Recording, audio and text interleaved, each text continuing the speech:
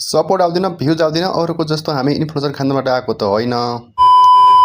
Hello साथीहरू, स्वागत छ फेरि पनि मेरो नयाँ मिनी ब्लगमा। आज चाहिँ दाइ र म यसो होटलमा बसेर यसो अन्डा नुडल्स खाउँ भनेको। अन्डा नुडल्स चाहिँ हाम्रो कम्पनीमा होटलमा पनि मिल्छ, तर पनि विशेष गरी बाहिरतिर खाएको अलग्गै फिलिङ हुन्छ। फेरि पनि यसो बाहिरतिर खाइदिउँ भनेर आज बाहिरतिर खाएको।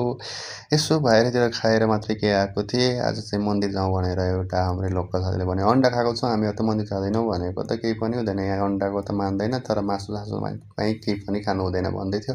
फेरि यसो मन्दिरतिर गएर अब घर जाँदै थियो नि त दाइले, दाइ घर जाँदैछ, म पनि जाँदैछु, त्यही भएर अब यसो सपिङ गरौँ भनेर दाइ चाहिँ अगाडि हिँडिरहेको थियो। म पनि पछाडि लम्केर हिँडिदिएको। सो त्यत्तिकैमा अब चाहिँ रुममा फर्कनु पऱ्यो भनेर रुमतिर फर्कन लाग्यो। रुमतिर के त केही फर्कने, सामान त के ल्यायो भन्नुहुन्छ, सबै रुममा बोकेर देखाउँछु। अनि यसो मेट्रोमा आएँ। मेट्रोमा आएपछि टिकट काउन्टरमा गएर टिकट मजाले टिकट काटेर अनि मेट्रोको गेटहरूलाई ओपन गरेर म चाहिँ आइसकेको चाहिँ। अनि एकैछिनको वेटिङ गरिसकेपछि हाम्रो मेट्रो भने आइसकेको थियो। अनि